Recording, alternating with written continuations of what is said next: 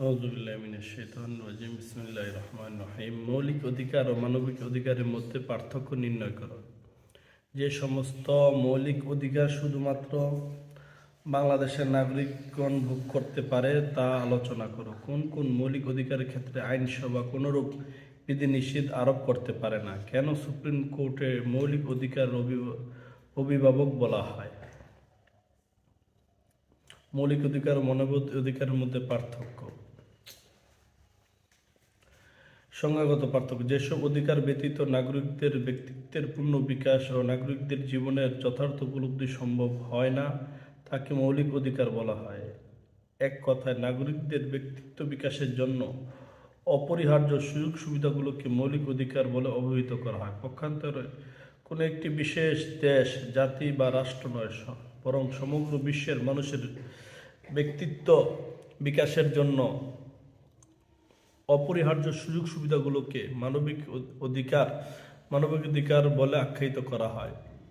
2 নম্বরে, সন্নিবেশিত হওয়ার প্রশ্নে মৌলিক অধিকার যে কোনো দেশের মধ্যে সন্নিবেশিত হয়। পক্ষান্তরে মানবাধিকার জাতিসংঘ সংসদের মধ্যে সন্নিবেশিত হয়েছে। সীমাবদ্ধতার প্রশ্নে মৌলিক অধিকারের সীমাবদ্ধতা আছে। পক্ষান্তরে মানবাধিকারের ক্ষেত্রে মানবাধিকারের যেরূপ কোনো সীমাবদ্ধতা নেই। 4 নম্বর, নিরাপত্তা ও সমতা নিশ্চয়তা প্রদানের প্রশ্নে মৌলিক অধিকার নাগরিকদের সর্বপ্রকার নিরাপত্তার নিশ্চয়তা প্রদান করে। পক্ষান্তরে মানবাধিকার সেইরূপ করে না। 5 নম্বরে, কার্যকর করার প্রশ্নে মৌলিক অধিকার কার্যকর করা যায় সরকারের বিরুদ্ধে, ব্যক্তির বিরুদ্ধে নয়। পক্ষান্তরে মানবাধিকার সরকার ও ব্যক্তি উভয়ের বিরুদ্ধে কার্যকর করা যায়। 6 নম্বরে, বাতিল ঘোষণার প্রশ্নে মৌলিক অধিকার সহিত অসামঞ্জস্য আইনকে বাতিল বলে ঘোষণা করা হয়। পক্ষান্তরে মানবাধিকারের সহিত অসামঞ্জস্য আইনকে তেমনভাবে বাতিল বলে ঘোষণা করা যায় না।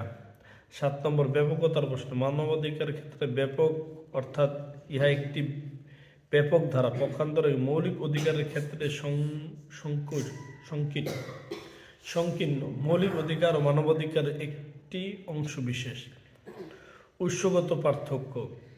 মানবাধিকার উৎস হল জাতিসংঘের সাধারণ পরিষদের কর্তৃক ঘোষিত সার্বজনীন মানবাধিকার ঘোষণার আন্তর্জাতিক আইন। পক্ষান্তরে মৌলিক অধিকার উৎস হল কোনো দেশের সংবিধান। 9 নম্বর, অন্তর্ভুক্তির প্রশ্নে সকল মৌলিক অধিকার মানবাধিকার, কিন্তু সকল মানবাধিকার মৌলিক অধিকার নয়। অধিকারের প্রশ্নে মানবাধিকার প্রশ্নে সর্বজনীন, সহজাত, শাশ্বত ও চিরন্তর অধিকার। পক্ষান্তরে মৌলিক অধিকার হল সাংবিধানিক স্বীকৃতির অধিকার। 11 নম্বর, সীমাবদ্ধতার প্রশ্ন মানবাধিকারের কোনো ভৌগোলিক সীমারেখার দ্বারা সীমাবদ্ধ নয়। পক্ষান্তরে মৌলিক অধিকার নির্দিষ্ট দেশের মধ্যে সীমাবদ্ধ।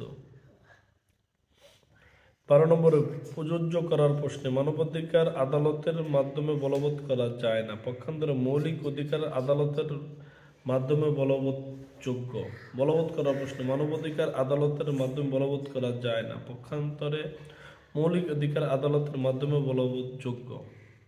14 নম্বরে, সংরক্ষিত হবার ক্ষেত্রে সর্বোপরি মানবাধিকার সাংবিধানিক নিশ্চয়তা দ্বারা সংরক্ষিত নয়। পক্ষান্তরে মৌলিক অধিকার সমূহ দেশের সংবিধান কর্তৃক স্বীকৃত এবং সংবিধানের নিশ্চয়তা দ্বারা সংরক্ষিত হয়ে থাকে।